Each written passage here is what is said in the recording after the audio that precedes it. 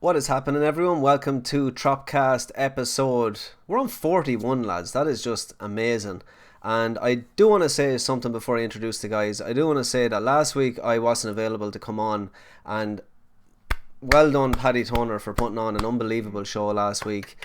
I know you were nervous and you came on and you could kind of see the nerves at the start, but you settled into it so well, and I think you really drove the show. So fair play to you, man. I enjoyed the hell out of it, and from being on the other side, it was nice to see what we have, because this is a special show. So without further ado, I'm going to bring in the guys. John Fogarty, too old for gaming. How you doing, my friend? I'm doing good as always, Ben. Just chilling, playing some games, and doing my stuff. Skate from Tarkov as always. Well, yeah, of course, it has to be done. The It's like a platinum, religion. the platinum Jack. What's the story, my friend? Not too much, Ron. Not too much. Still got Anything that strange for yourself? massive, ginormous wall of China collection behind you. The only China is that. Oh yeah, it's ironic actually that I use China, isn't it? Yeah. Pat, what's happening, Pat? Nothing much yourself, my friend. Very good. We're struggling with a little bit of internet issues, and actually OBS is being an absolute disaster. Paddy mentioned to me last week that he was having issues with it. I was having issues today. Something about the scene selection, it was crashing it all together. And when I was trying to get this show ready, I just couldn't do it. It kept crashing. I was like, guys, we're going to have to do something ridiculous. We're going to have to go back to Google Hangouts, and that would have been just an unbelievable step back. So we're here, we're ready to rock. What have we been playing? Pat, I'm going to throw it to you first. I haven't been playing too much, but I jumped into the Wipeout collection, which consists of the HD collection and Wipeout 2048. Fantastic arcade racer. There's nothing quite like it out there, and Yeah. just the style and futuristic setting it's just tantalizing to look at. Apart from that, I went back to Paladin's Champions of the Realm, and since it's been such a long time, I got my ass fairly handed to me every match I went into. But slowly regaining some skill that I had for the game, and hopefully, I can get a bit better at it again. So I just want to bring you back to Wipeout, because that's a game that I think everyone in our generation especially has played. I Yeah. loved Wipeout. I loved playing it. The first time I played it, it was something, like you said, it's something very different. How does it hold up today? Is it worth checking out? What do you make of it in today's gaming scene? Um, it's incredibly fun still. One of my favorite things is the zones where it's basically keep going on for as long as you can and just don't die. Okay. But basically it gets faster and faster and faster, and the colors, like everything, they completely changes the tracks because the tracks are no longer just the normal setting. They're like changed into techno colors and all bright and shiny, and sometimes you can't actually tell when the corner's coming, which is a bit annoying. Okay. But How's the music? yeah, music, it's techno. That's what it is basically, Sweet. to suit in when it's set. And it's like some tracks are pretty good. I think even there's a pendulum track in there, so I love pendulum. So Yeah, that and was really nice to actually hear. so do I, Pendulum Pat. are awesome. I had a question today because I said it to someone and I wasn't entirely sure whether it was right. Was Firestarter in one of the Wipeout games? The track Firestarter. Sure. I don't know why I have a feeling that there was a massive track in one of those old Wipeout games. Someone in the chat might be able to help me, but Yeah, but that'll be a bit behind on me because like I can barely remember the tracks from most games I played back in my childhood. But it's actually the sad thing about it though that I noticed is that the developers that made that game, they're gone. That's kind of sad. wow. So hopefully someone gets someone else to actually make another Wipeout, because it's such a unique experience and game that just nothing has copied it since or taken inspiration from it. Is it a? It's not a So Sony hopefully exclusive, is it? it is. It Yeah, is it? Okay. yeah. It was made by an English studio if I remember correctly. But So they yeah, were under Sony's banner and now they're dissolved. Is that what you're saying? yeah. It was like, do you remember Studio Evolution that did Drive Club and Yes, Motorstorm? yes. Same guys. Same story. Okay. Same. No, well, not same guys, but same story. They got closed down as well. Okay, yeah, that was sad. I was a big fan of Mm. Drive Club. Oh man, I'm so disappointed. Like Motorstorm is my favorite arcade racer, and I don't think I'll ever see another one, and that brings tears to my eye. So John Hart just mentioned it there. Wipeout 2097 had Firestarter, the instrumental version, so I wasn't going crazy. Thanks for that, Johnny. So yeah, that was amazing. That's one of the kind of iconic things that I remember in that game, and I knew I remembered Firestarter in a game. I was trying to connect whether it was Wipeout or not. Anything else, Pat, or will we move it on to? I've been playing mobile games, but I think I'll just leave that to myself.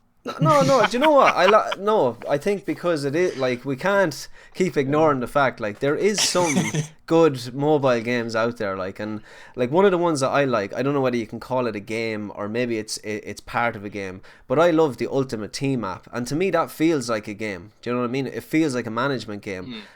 Other games like I know came out for mobile that people really loved was the Fallout games. Was it Fallout Shelter? Yeah. So what games have you been playing, Paul? Let's give you the chance. Since I was going to Galway, I downloaded one game and it was Grand Crest Wars, I think, if I remember correctly. But playing little bits of it here and there, it's addictive enough for a wee game. But basically, you have a team of characters and you just scroll through a map and you take out all the enemy characters, basically. But do you put more money in to get more moves? Is it one of those generic mobile games? I think like you can put more money in to get like extra characters or like health packs or another go at a certain mission, but like extra diamonds, no, none of that jargon, no. There might be. Like I'm not playing it enough to notice that I need this stuff. Yeah. I'm just like I pick it up for maybe 5 because or 10 minutes. I think when you talk about mobile gaming in a bad light, you always think of those Clash of Clans and those style games that are very loot boxy and you put money in to get more goals or you can wait a certain length of time. And I think if games start doing something a little bit different, have like full-on adventure games on your mobile, because that is the way it's going to go. I seen it with the streaming world. Facebook has blown up with mobile gaming, mobile streaming. It's like every, I would say, 4th or 5th person is streaming off their mobile. And it's good and bad, but I do see games getting better with the mobile platform, because you have PUBG Mobile, which people like. Fortnite, I'm not 100% sure whether that's any good on mobile. I don't get a lot of people. Maybe it's just there's so many elements in that game. But what do you think? Do you think it's on the rise, or am I just... Well, if I'm being honest, I actually do like mobile gaming. Like one of my favorite things about it is the top-down shooters. They're done excellently on a phone. Give us a few examples. It's just they're nice to pick up on the go. Like my favorite, Gun Bros. I played the hell out of that, so I do, and I still play it every now and again. It's just such a fun game. A bit over the top, but fun.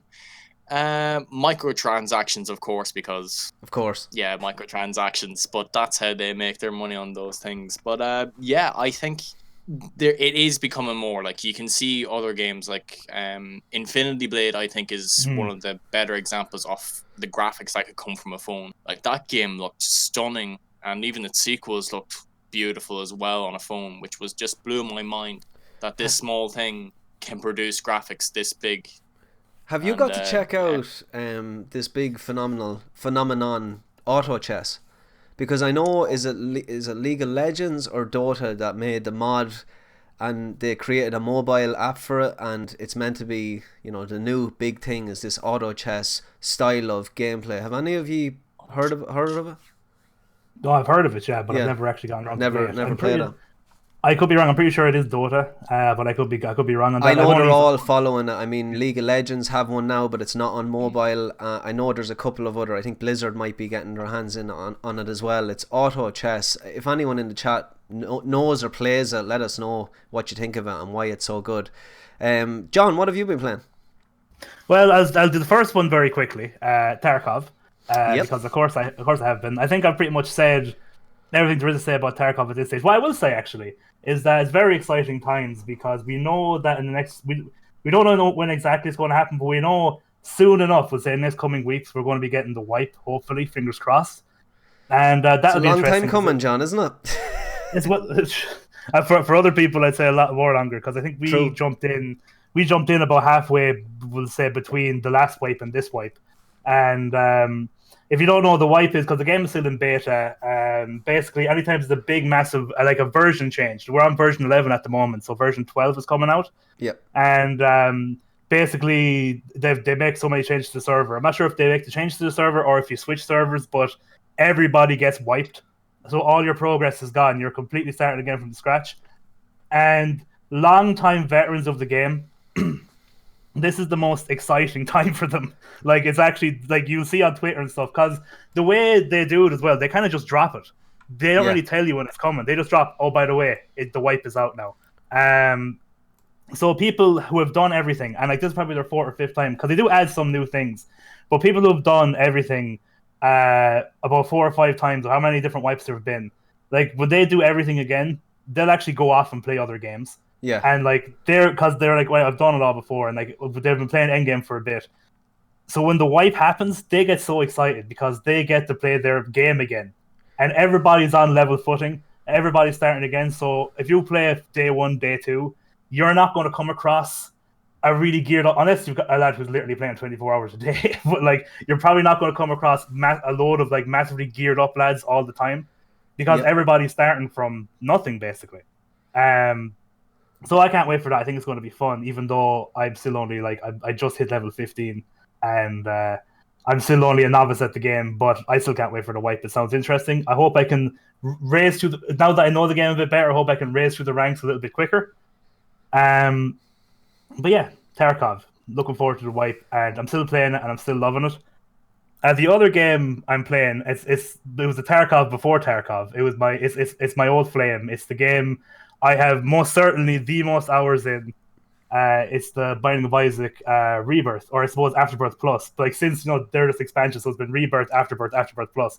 So Afterbirth Plus, I was actually playing a bit of that again this week. It'd been a while. I hadn't played it in probably a month or two, and that is my favorite game. Probably, I probably have to say it at this stage how enough hours I have in it. I own it on every platform that I own, so I own it about 4 or 5 times. It's just so good. I don't know if I say a lot of people are aware of it, but like, it's just a fantastic game. I love it. Yeah, you always shout that game out. I have played it and I love it. What is the hook for you that keeps you coming back? Is it because it's procedurally generated, right? Every time you start a game. Yeah. Okay. The way it is, it's not even the way they procedurally generate it is that it's you get a seed. You can have a seed. You'll get a seed at the start of every run. So if you put in that seed, you'll get that randomly generated level the exact same way every time if you wanted to. Okay. So the way they do it is that it's not, the rooms aren't completely random. We'll say they have like a list of like 500 different room types, or it could be more, and they'll randomly get assorted into a floor for you. Do you know what I mean? So like, it's not like completely random. But like the item drops and all that, and what items you get on each floor are pretty much completely random. It's just the hook for me is that it is a different experience every time. Building your character up from just the basic normal character, there's so many variations of what you will be like when you leave the game or leave the next floor, because every items have synergies with each other.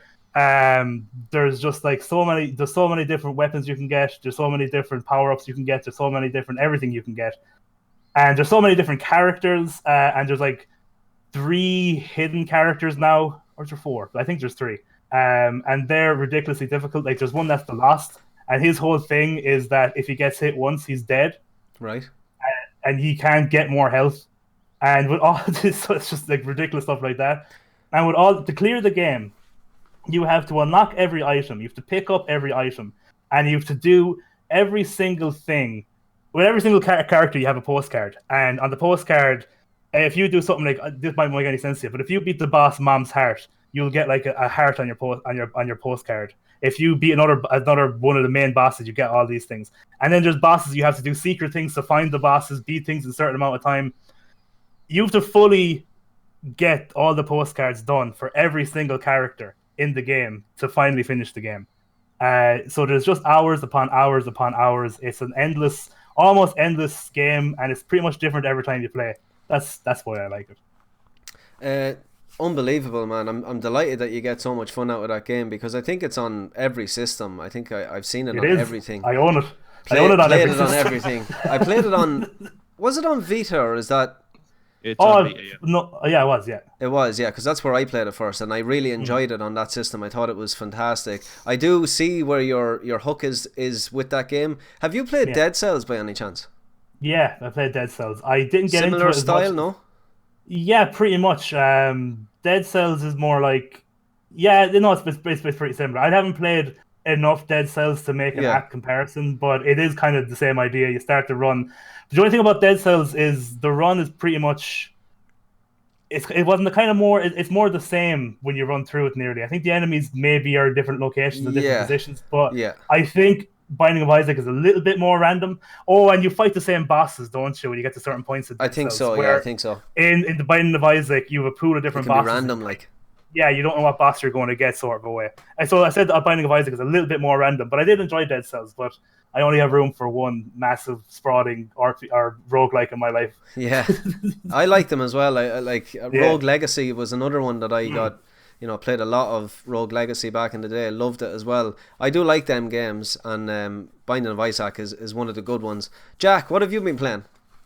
To surprise everyone, I've been playing more Crash Team Racing Nitro Fueled. The new Grand Prix started just last week actually, so I've been working hard on unlocking everything out. I basically have everything unlocked out of it already, except for a couple of skins.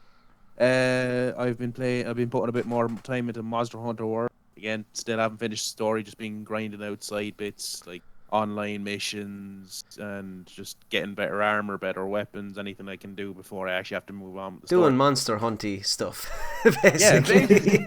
basically. I actually Grinding and getting better weapons.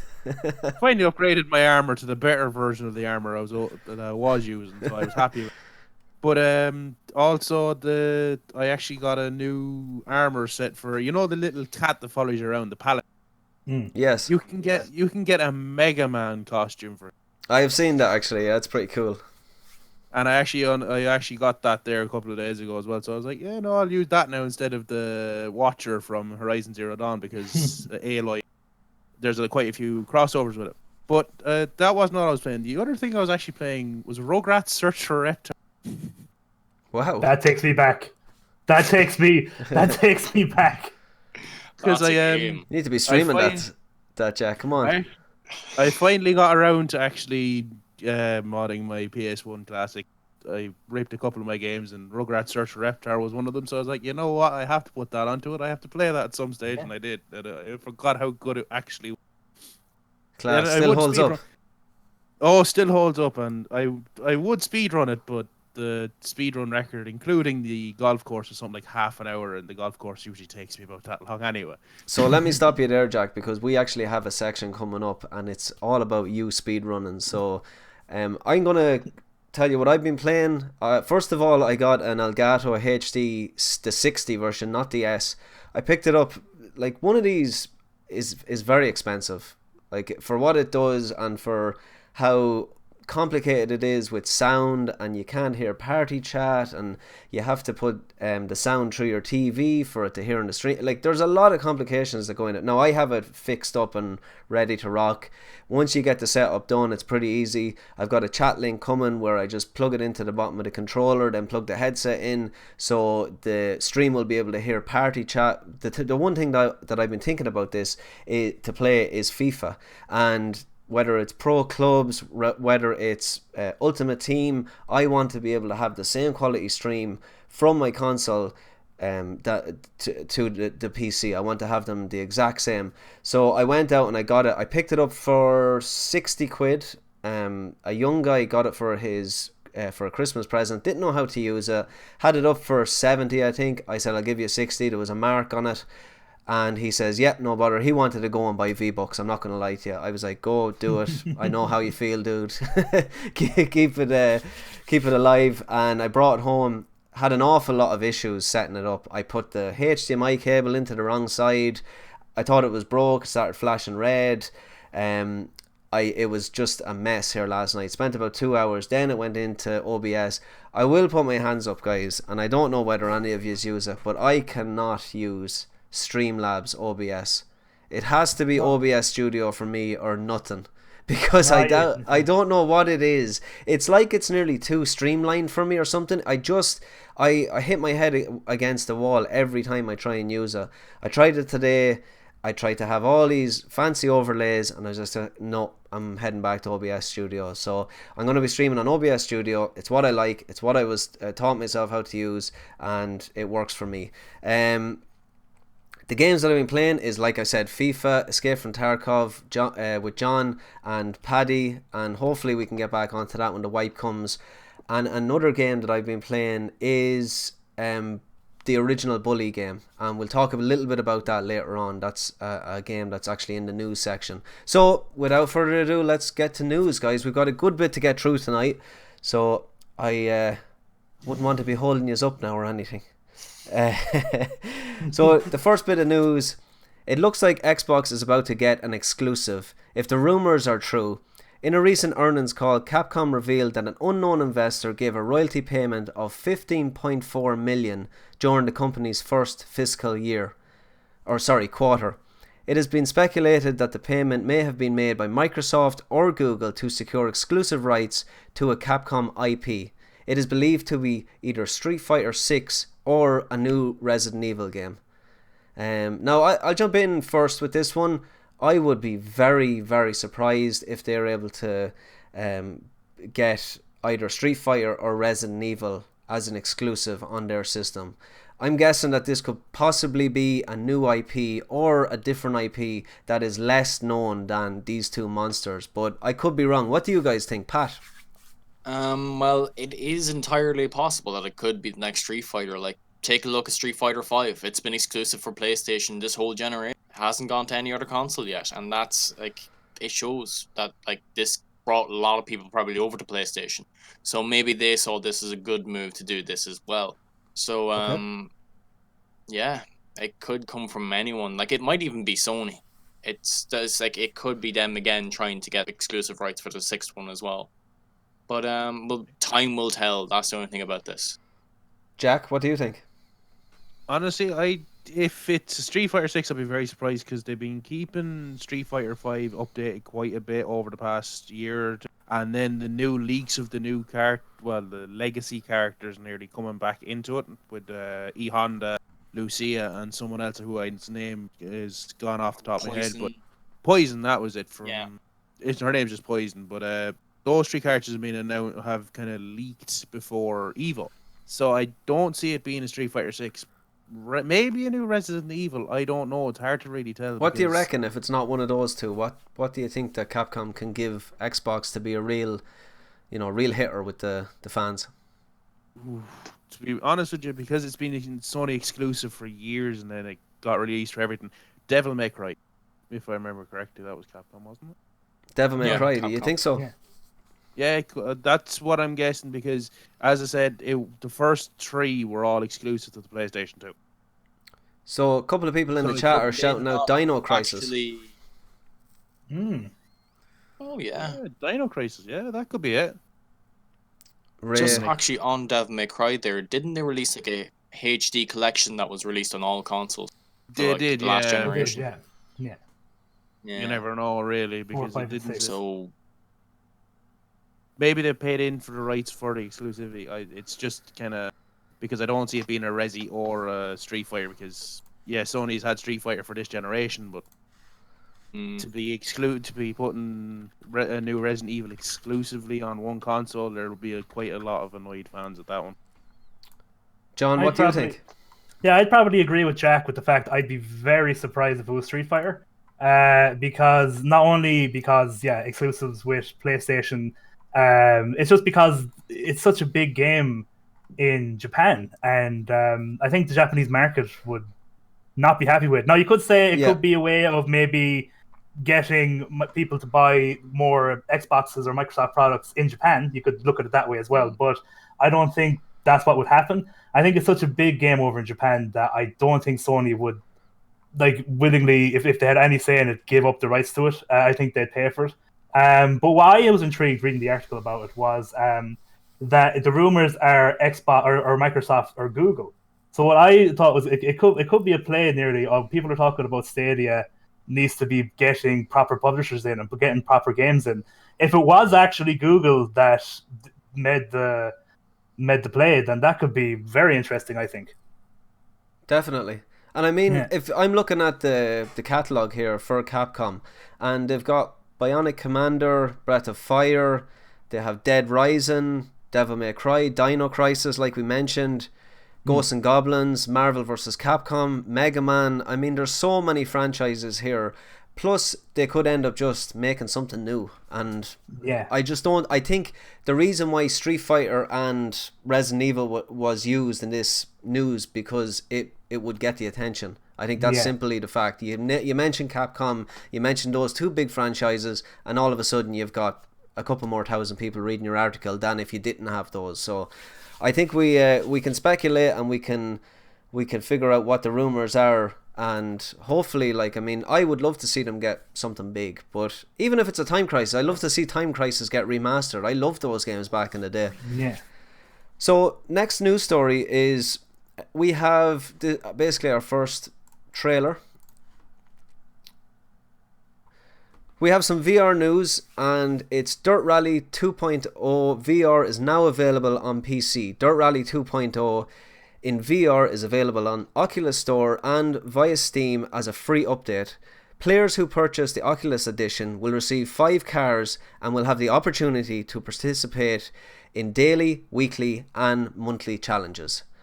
And I don't know about you guys, but I am a massive fan of the Dirt Rally series. It is, without a shadow of a doubt, one of the best, if not the best, Dirt Rally or rally franchises I have ever played.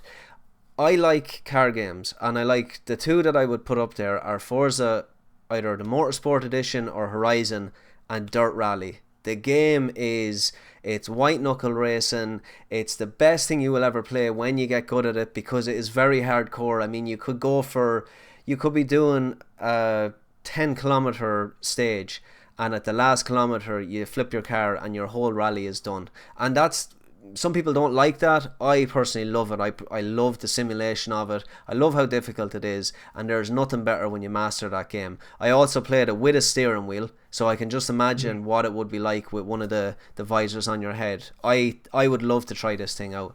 Any of you guys play Dirt Rally? I never played much Dirt Rally, but I do like driving games. That used to be Colin McRae, wasn't it, back in the day? See, yeah, you're right. But there's a couple of different versions, John. There is the Dirt series, and then there's Dirt Rally. The Dirt series was a little bit more arcadey with flashy menus. The Dirt Rally series was bring it back to what the old Colin McRae rally games were. If you remember Colin McRae 2.0, they actually brought out the same box for Dirt Rally 2.0. The same cool. That kind of bluish steel case that was similar to the original. Unbelievable rally game. There you go. So yeah, there you go. Nice. Yeah. Nice shout, dude. So Pat has obviously played it, yeah? No, I only bought it there recently. Oh, did you? Nice. But yeah, I have such fond memories of Colin McRae Rally 2.0, and when I saw that there, I had to pick it up. Yeah. There was no way I could go buy this, especially I think I got like a 40 quid, so like... It's an unbelievable game. Unbelievable. And they're still releasing content for it as well. They're bringing out season passes where they will give you a couple of tracks every so often, which is nice as well. Because that game, the way I play it is I'll pick a track and me and my friend will literally just play that same track over and over again, eating seconds off our time until we have a winner at the end. You know, there's that moment where you know you're not going to beat that time, and that's the way we play it. And it's one of the best. Honestly, it's one of the best games ever. I can't wait till you play it, Pat. Just the one thing that I was disappointed by when I looked at you can't actually just play 2-player against each other. It's a single player game in general, and that bummed me out a little bit, because like most of my memories of Colin McRae Rally 2.0 is you have your friend beside you and it's split screen. Yeah, nice. I didn't actually know that. No. Oh, it's great crack, man. If you still have that game, go back and play it. It is so much fun still today. And but yeah, I'm a bit disappointed it's only single player experience though. I'm a massive fan. You guys might have played the next game, Jack and John. The final WoW Classic stress test is kicking off this kicking off today, and will include the last World of Warcraft beta gameplay before the big release later this month. Exclusively available on Battle.net. So, have any of you guys wasted many months of your life in World of Warcraft? No, but I've wanted to give it a try, but at the same time, mainly because I know I'd put too many months into it, I've avoided it like the plague. Love the music, love the lore, but I just don't want to sink all my time into it. Yeah. Because I'm afraid I will sink all my time into it. John? Yeah, back in the mid 2000s, I did play a little bit of it. I used to live with a group of lads that were basically, and when I say live, I meant lived on the weekend, because I used to live in Cork, but I used to go back to their house on the weekend and basically live there for free. I sleep on their couch. That's what I mean by live with. But play video games. I know how it goes. They were all completely obsessed with World of Warcraft. Like, I think I've said this before. They used to. A few of them used to wake up in the morning, play it for like an hour while they're eating their breakfast, go to work, come home for lunch, play Warcraft, have the rest of their work day, come home, play Warcraft till bed. That was literally their day, and like they used to be hanging out in the same guild, doing all their stuff. So I said, do you know what? I'll join. But my most memorable thing about that game is when I first joined as a level 1 or whatever it is, level 0, level 1, is the big tank, my friend Blaine, taking me, dragging me from where I spawned over like the entire map to where they are so I could join them. And me running away from spiders and everything. Like, I'd be running past level 52 monsters and be like, help me, Blaine, help me. But I honestly never got past like level 20. I think I played it for like 2 months, and I just never really got into it. But I can completely understand where people are coming from. I've seen it. I can understand. I play a lot of pretty much past end game of Final Fantasy 14 online, so I completely understand it. I wasn't in that kind of frame of reference back then, so I completely understand the MMORPG, the love for it. Do you know what I mean? Definitely, and I was very similar. Me and one of my friends, shout out to Ben Fisher, he's over in Australia now, so hopefully if he's listening in, hope you're doing well, mate. We watched South Park. We watched Have Love Not Warcraft, and we wanted to play that game. We went out and I remember getting the super duper edition. It was this size. It was in a brownish case. It had books and guides, and I think there was like 5 CDs in it. It was something ridiculous. Had all the music, everything. I remember we got in, we started playing, we absolutely adored it. We didn't get off it for a full week. And after that week, I was like, my life is going to go 2 ways now. It's going to be addicted to this game or addicted to a variation of games. And I didn't want to be addicted to just one game. So I got my taste of it. I still have the box upstairs. I don't even think it's touched. Like, it's obviously the seal is broke, but it's in immaculate condition. And that was my experience with it. My biggest memory of that game is that South Park episode. It's one of the best South Park episodes you will ever watch. It's fantastic. It reaches out to gamers. We all understand what they're going through, and it's some of the music in that episode is unbelievable as well. Me and John often bring it up when we're playing Tarkov as we're bathroom day by day, kicking all the way. I'm not giving in. No. So yeah, that was my experience with World of Warcraft. I love the fact that people talk about this game like we can kind of look on the outside and say people wasted their life on this game, but I never hear somebody talk bad about it that has put those hours in. Do you know what I mean? It's always fond memories, and I think when you look from the outside, all you see is them experiencing a video game. But you have to remember that an MMO involves your friends, it involves a social aspect that you can't really get anywhere else. You can't create your character, go into a world and be with your friends unless it's a video game. And I think that's where people get the message a little bit mixed up, to say you wasted your life, you did this, you did that, where you actually probably made friends. You probably made friends that you still talk to this day through that game. And I don't know, it's amazing that it's coming back. I'm not sure will it ever be as big as it was, but time will tell. Well, do you mind if I add one little thing there, Ron? Go for it. I'm surprised that I'm not surprised, but it's funny how they decided to do this vanilla server again. after the whole controversy of like 3 years ago. Do you remember when they were basically the Nostralarius or Nostralarius private server? JonTron made a very good video about it. It was a fan-made private server, like non-profit, because the fans just really wanted a vanilla server. And Blizzard famously, when asked about this, had the famous line. Remember this year where they had the famous line about Diablo? You all have mobiles, do you? They had the famous line back in 2016 when asked about vanilla Warcraft. The developer said, "No, we're never going to do it. You think you want it, but you really don't." It was like infamous back then. Yeah. And they completely and utterly, like, I know they have the right to do it, but like they shut down that non-profit server to play vanilla, and it had like 500,000 active members. Oh yeah. And Blizzard gotten some amount of stuff for that. And there's a slight bit of cheek that 3 years later they're like, "Hey, we're doing that thing you've always wanted, and we were condescending to you for years. We're making you pay for it." But that we were also so condescending to you for wanting for years. That's Now we're doing unbelievable. it. I didn't know that, John. That is an unbelievable scoop right there. You should watch the JonTron video about it. It's fantastic. Unbelievable.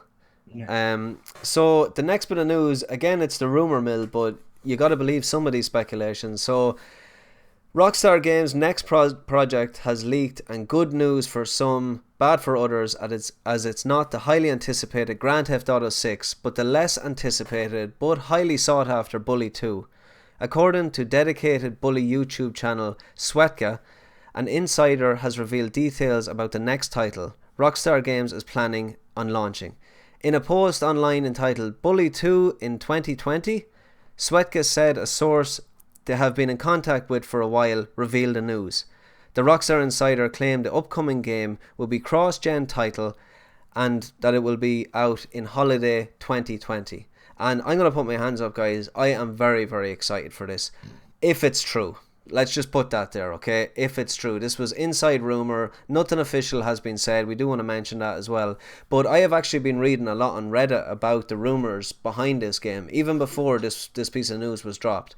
The class that I teach, we actually played Bully only last week before holidays, before they took a break for holidays. And we played a lot of that game. And I'm telling you right now, people, if you haven't played that game, go and play the original Bully. It holds up today. Some of the mechanics are actually unbelievable in it. Like, you can get a skateboard, you can get a slingshot. It's amazing. And to know or to have some sort of speculation that a new one could be coming out onto new gen or next gen, that makes me excited. Anyone a fan of Bully? Yeah. I haven't played it since it came out, so I can't really remember, but I remember enjoying it. It's worth picking up on the PS4, John. The Canis edit, is that how it's? Canis edit. Yeah, so go and pick that up. It's unbelievable. The graphics hold up as well. Sure. I think you'll really enjoy it. It's a good one for a stream because the writing is so brilliant in it, and the gameplay still holds up as well. Funny thing is, it was called Canis edit because the ratings boards in England didn't like the name Bully, so that's why it's called Canis edit. Yeah. So just in case anybody didn't know that. Yeah. No, I didn't know that, actually. Honestly. No, I didn't know it either. Scoop. Yeah. I remember hearing that. But yeah, no, the second one's been in the rumor mill for years now. Yeah, this years. day. So it's a case of, I really do actually want to believe that this is going to be a Bully 2 that we're going to be seeing in 2020. But at the same time, I'm going to hold out a little bit of what's the word for it? I'm just going to hold back my hype a little bit just in case it. You're not going to pull a Kingdom Hearts 3 in it, Jack, no? No, not a hope in hell. Never doing that again, I can tell you that for one thing. Okay, so let's keep it going, guys. We have an update on the loot box war. The Entertainment Software Association's Michael Warnock has said Microsoft, Nintendo and Sony have indicated to the ESA a commitment to new platform policies with respect to the use of paid loot boxes in games that are developed from their platform. Warnock said specifically this would apply to new games and game updates that add loot box features, and it would require the disclosure of the relative rarity or probabilities of obtaining randomized virtual items in games available on their platforms. That was a difficult piece to read, guys. I'm not going to lie to you. I'm glad I got through it. Yeah, so the loot box fiasco, it continues on. But, I mean, this kind of sounds like the companies are listening a little bit. They might be just putting their walls up and making it a little bit safer for themselves, maybe, in the long run. John? Yeah, I'd agree with that, because like even when you're talking about like EA have started to do stuff like that already. They have the probabilities. You can get the probabilities of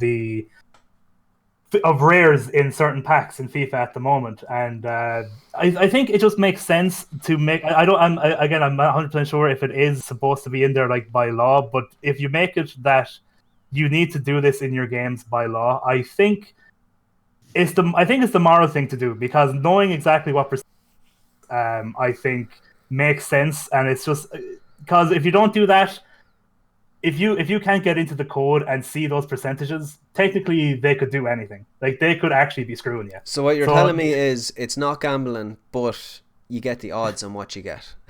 Exactly. It's like a bookie. If you know me, you know I have no problem with it. But I'm just not good at it. You'd bet an old horse or two, would you? In the Grand National, you would. Telling you, it's Grand National. Actually, speaking of which, Tiger Roll, baby. I call that one. Nice. but no, I think it should be done. I think it should be made a staple, like especially having the odds of the whatever loot box it is of getting a rare, get whatever. I think that should be a staple across all games. Again, I don't think I'm in the camp that I don't think cosmetic loot boxes are the end of the world. I think if people want to spend their money on if people want to spend their money on it, they should. But obviously, I'm against game-changing ones that will make you easier for you to win the game. In an online setting, yeah. Yeah, and then even saying that, I am being slightly hypocritical because I have bought FIFA packs, which technically is making your team better. So I don't know where I stand, I suppose. But FIFA's an anomaly. FIFA is it became so normal in FIFA to do it. I don't know why I want to argue the case of FIFA so much in Ultimate Team, because I play it and I know what way it works. You're actually better off not buying loot boxes in that game. Yeah. You're better off saving your money and buying the player, because you know if you target a player, you're going to get that player. If you get a pack, I'm telling you right now, 9 times out of 10, you do not get anything worth your while in a pack. It's worth doing at the start when you have nobody. But I suppose my enjoyment in that game is building a team and molding a team to the way you want it. And I don't think packs do that. Packs get you players that you can sell to get money, but you can also do that in the game as well. But you might get a Ronaldo, though. Never ever seen a Ronaldo. Rakitic was the best player I got. But this is the one. I think the best I ever got was an informed Torres. Ooh, so that wasn't bad. Which wasn't bad. That was a few years ago. That's when he was at Chelsea, I think. Sweet. So the last bit of news before we move on to topic of the week is another trailer, and a lot of love for this one. We have a release date for Ghostbusters, the remaster video game. The franchise is in its 35th year and is celebrating this by letting us play alongside the original cast as you take on all the ghouls and ghosts in Manhattan. The game is out October 4th. Did anyone play the original of this game? I wanted to, but I heard great things, exactly like Jack said. I wanted to. Heard great things about it. It was back in the time where I still used to read magazines, like PlayStation magazines and stuff, when they were still a thing. And I remember seeing it like, this game is amazing, you should buy it. I was like, yeah, I really should.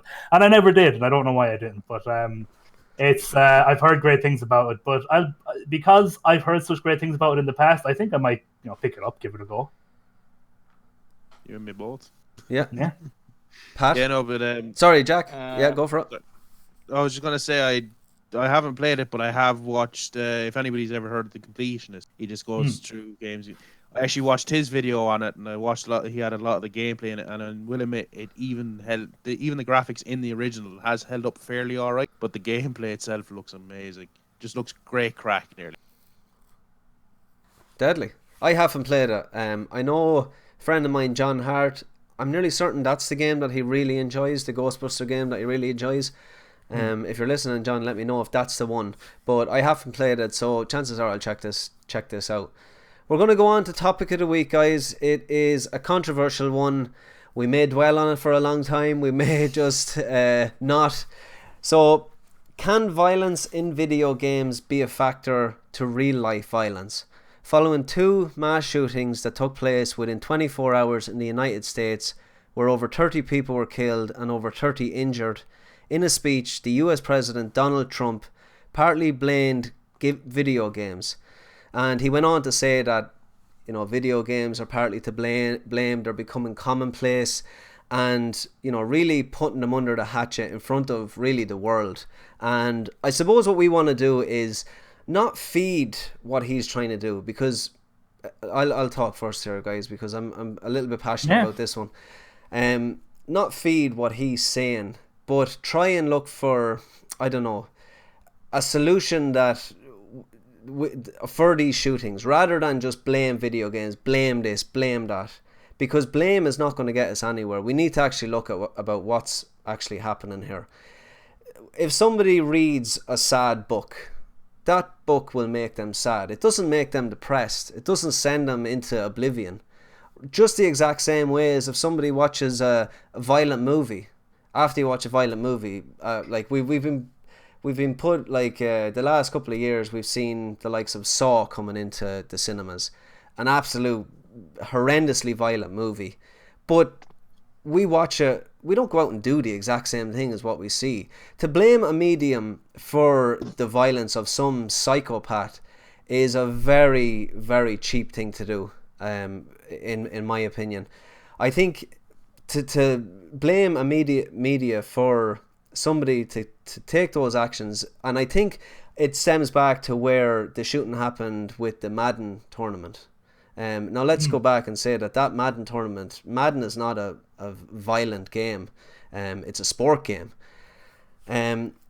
We've had this throughout the years. We've had blame on movies, we've had blame on music, we've had blame on now the new kid on the block, video games.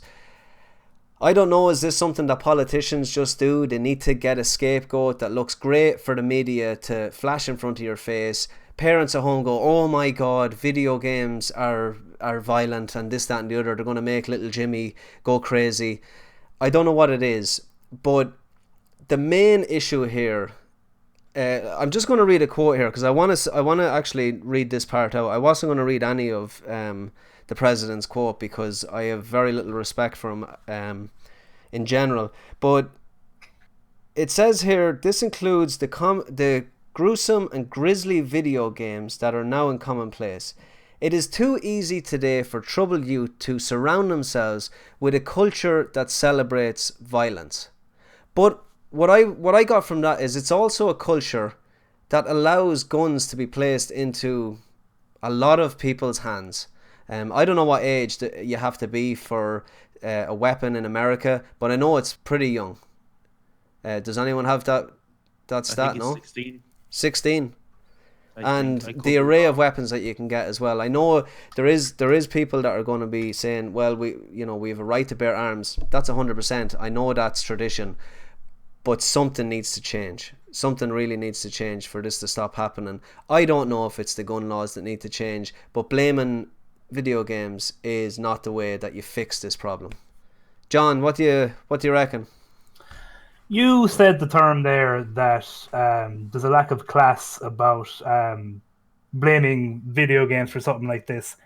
But I think it's also massively disrespectful to the tragedy and to the people involved. I think it's really minimalizing what happened. Yeah. And I would completely agree with your statements saying that it's a false flag operation. It always has been stuff like that. Yeah. It's just completely and utterly, they want to move the conversation away from what the real issues are. Now, how do you solve it? I'm not a guy with the answers for that. I think there's, I could be wrong. I think there's just maniacs out there. I think people are going to do this. And I think there's really not much you can really do about it. And I know there's the escalated number, and obviously there must be something that's the contributing factor to that. It probably is the ease of access to guns. But I think I think to blame something like a media for someone, any sort of medium for someone doing something like that is just really disrespectful. It completely trivializes it. It completely imagine hearing that. Like I think it's actually sickening. And what's more, I think it is a scapegoat operation, but I think this particular time, because he's tried this before. He's tried this back in March when he showed that videotape panel of the, was it this year or was it 2018? I think it was this year, wasn't it? Well, I think it was 2018 actually. It must have been. That he showed that video to like politicians. He had a big meeting about video game violence, and he had like clips of like Doom, Call of Duty, and all this, basically going, huh? Like it's like a room to me. It's like a room full of old men. This is just the first time they're seeing stuff like this that they don't. I don't know. Should be out playing hurling or doing something outside. Exactly. But at the same time, I don't even think it's that easy. I think they know exactly what they're doing, and I think they're smarter than that. And I think they're just completely making it the scapegoat. But I think it's kind of backfiring on them this time, because from what I've been seeing online, they like their kind of support base. A lot of it was not a lot of it, but like definitely a degree of it was edgy Redditor kind of gamers. A lot of them were those kind of young demographic, like the meme lords, the for the lulz kind of crew, where we're like following Trump and stuff like that, and also like people that are on his side all the time, like really like conservative people like Stephen Crowder or what's your lad's name? Can't think of his name, but people that would like completely defend Trump to the nth degree have come out and said. Stephen Crowder released a video saying he denounced what Trump said, and this guy is very much a Trump supporter, and he's come out and said if it's idiotic to say this about video games and violence. So I don't know. I think it was a false flag move on Trump's behalf. By the way, to answer the question, I just give you that solid no. There's so many studies, there's so many everything. The video games do not do that. They do not cause violent tendencies in people. They don't do it. In fact, it's the complete opposite. There's studies that show that there's people who have anxiety and like have social issues that completely get over it by making friends in games, talking to people in games, or even getting their aggression out in a violent video. You know what I mean? You can't smack a man in the head with a baseball bat on the street. I'll do it in the video game. That actually does get the anger out of some people. So it actually does have like some like therapeutic, meditative kind of things to it. So 100%. No, it doesn't at all. I stop rambling, but it does. I also am kind of very personal about this. Trump never played Flower, am I right? Exactly. Just before I pass it on to the guys, I just want to read out this amazing comment here from John Hart. And John Hart actually showed me something recently. And John, if you're in the comments, put that video that you put in the comments, just so it'll give me the okay that I can read it out. But John says here, I feel the need to comment on this one. Modern day humans, as we know them, have lived on this planet for the last 12,000 years. In all of that time, rightly or wrongly, violence has been the key factor in our development as a species. To point the finger at a medium that's less than 50 years old is beyond ridiculous. So, I mean, you can't, like, video, exactly, John. You can't just turn around and say something that's this new is to blame. Now, I will say that he says partly to blame, but he seems to be just trying to edge into this video game world for some reason. Like, I don't really understand it. Trump is such a weird dude. It's a smokescreen. It's an absolute smokescreen. We're talking about this rather than talking about his racist comments. Yeah, that's really it. It's a smokescreen. Very, very true, man. Pat, what do you make of it? Like it is wrong in so many ways. Like John said, there's studies there that show that it isn't right, and they are fear mongering it a bit. Like I remember seeing a politician on one of the news programs basically going, "Yeah, Japan doesn't have mass shootings simply because they don't have video games," and they're throwing out this false information, and it's purely inaccurate, and it people will react to this because some people just don't understand the medium itself. There is going to be people like that. Yeah. And it's disgusting how they're doing this. Like they're skewing facts, and like it's done a lot in politics, because that's, you want to stay on the side of certain people, so you stay voted in. Yeah. But it's just, it's not right. Like I think, I think it has to, the gun control in America has to be sorted. Like they say, like we have a right to have a gun, but like my question to them is like, who are you afraid of exactly? Like we're all human beings here. Like if everyone else doesn't have a gun, who should you fear? And like other people are bringing up arguments that it's not guns, it's that like you have other attacks in other countries, like and like people seem to use England as an example, but Yeah. that's nice, mostly nice attack. Now I'm not sure about you lads, but I'd rather be attacked by a man with a knife than an automatic gun. I think I'd have a bit of a better I prefer both. Or I survival. wouldn't prefer any of them. But Can I have a gun? it's but it is a massive joke. But also I want to say is, this has, like, I've seen the gaming community come together in such a nice way. They've been sharing so many great stories about people have met, how they've got together, how it Yeah. has got them through their darkest points in their life. And Definitely. like, I'll be the first to admit, like, when I play video games, I sometimes, if I'm frustrated, it's a fight game to get out the frustration or build up the frustration, one or the other, depending on how I do. But I think gaming as a medium is a good way to channel these, so that you're not shoving it into other people. 100%. That like, you don't blow your casket on someone. You either have your squeezy ball, as it was back in the day, for gaming now, and Like we all need like, does that little bit of pleasure in the evening after a hard day's work. You come in, you know, the world is on your shoulders, and you look like a lot of people, they look forward to sitting down and watching TV, and that's fine. A lot of people go for a run, or you know, go out for a walk, or bring the dog for a run around the estate. I like to come in, I like to do those things as well, but I also like to play video games. And it's the one thing where I think when people look at video games, like I said previously, they look at video games. If you don't know what's going on, it looks like just somebody looking at a screen. But it's a world that you have in front of your eyes. It's your friends. You're talking to your friends. Like I talk to most of my friends through a video game. I mean, we played Grand Theft Auto the other night. Haven't talked to the guys in ages. Got to have a bit of crack with them online.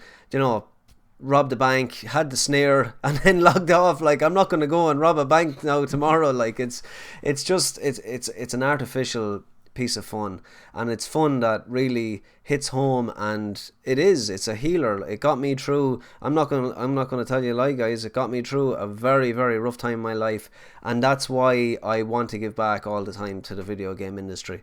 And when someone like Donald Trump, that hasn't really a clue, to be honest with you, probably never even held a controller in his life, that he can, it's like someone saying, I don't like that sport, but you haven't a clue about that sport. It's like saying, I don't like American football. Do you know anything about the rules? No, I just don't like it. Or do you like this genre of music? No, because I just like this genre of music. I never listened to that stuff, never heard of it. Do you know what I mean? It's a ridiculous way of trying to judge something when you have absolutely no idea what the medium has done for people. It's given jobs, it's one of the most booming industries in the world today, let's be honest with you. And I think that's why we have nothing to worry about, to be quite honest with you. Because the gaming scene is bigger than ever. And it's not going away, regardless of what Donald Trump says or any other government personnel says. It's not going away. So he can go on, he can say whatever he wants, he can blame video games. It's not going to make a difference. We're going to keep going. We're going to still build this community, and video games are still going to be made long into the future, regardless whether Donald Trump likes it or not. Jack? I think... Oh, sorry, Pac. Work with it. I don't think he's that dumb on the situation. I think he actually does have a certain amount of knowledge of the gaming industry to a certain extent, but he's just using this as like a cover to, as John said, skim over the main issues, which is like mental health and gun control, things that actually, you know, cause these situations to occur. Yeah. But just prayers to older people and Yeah, honest family to God, members. I think John mentioned earlier on that it's a highly disrespectful thing to do, is to blame video games. So our thoughts and prayers. It's always a horrible thing. It's becoming commonplace now to see this. You flick on the news and it's like it's not that you're getting used to it, because I don't think I'll ever get used to it, but it's happening so often that you become, oh, another one's after happening again, another one's after happening again, another one. And maybe that's because we live in a world where it's so easy to get information now, and the minute something happens like that, because it is something that can be glorified in the media, and people will watch it, and Donald Trump is going to have a speech, and this is going to happen, and that's going to happen, that it goes into this cog, that it goes down a bullshit cog, that the media is 9 times out of 10. I think if anyone is watching the transfer window the last couple of weeks, it's been garbage 90% of the time. And I think that's just the media in general, that kind of mainstream media. Hopefully the gaming media isn't as bullshitty as the mainstream. We try and do our best to bring our honest opinions, and we're going to continue to do that. We're not going to go down this clickbaity, where we're going to tell you a load of lies just to get you on our side. That's not going to happen. So honesty is key when it comes to the video game industry. That's something that mainstream media doesn't have. Jack, let's get you in here. Yeah, and shut me up for 2 seconds. To start off with, I'm going to say no. I don't think violence in video games is a factor to real life violence. But at the same time, to kind of go off it a little bit, you look at games something similarly. Does anybody remember Hatred? The game Hatred. It was released a year or two ago, and the massive backlash that involved after that. That was based on kind of these people going out and doing these mass shootings. So to make a video game based on those, and then have it being such a despised game when it got released, like it doesn't make any sense for him to be saying something like the violence in video games connects to real life violence. But at the same time, you look at a game like Postal. Yeah. It's just basically a satire of the same thing, and people love it. You know what I mean? So I don't know where he's coming from. And even in another point, Pat brought up that somebody said Japan doesn't buy video games, when Japan is actually the biggest or the leading buyers of video games. Then it's United States, and I think United Kingdom is just behind United States on that, and above Canada in the stats. So their whole system of saying, oh yeah, this is the reason why, is completely wrong, because they're the only one with free gun laws, you know what I mean? And it seems to be the highest rate of just murder and shootouts and everything just come from that. It's not games at all. It's the fact that their laws are just so what's the word for it? It's gone completely out of my head now. Well, it's because the gun industry is massively tied into the tax industry of America, and if you mess up the gun laws, well, then you stop a massive amount of money being pumped into the government, and that's realistically what it boils down to, is money at the end of the day. It's how the world runs and how the world revolves, and if they see a scapegoat like video games, they're going to take it. Johnny said, that an American politician recently said that Japan has no gun crime because Japan has no video games. That's a quote, guys, from an American politician. Wow. So this is what we're dealing with, lads. This is why I think a couple of weeks back we mentioned about the government getting their dirty paws into video games. I didn't like it then. I don't like it now. Just move on and blame the next big thing that comes along, guys. So what we're going to do is we're going to do a community section, and we are going to get out of here, guys. So if anyone has any questions, please drop them in the comments and let us know if you have any issues with violence in video games, if you are with us, if you're against us, anything at all. Let's hear them.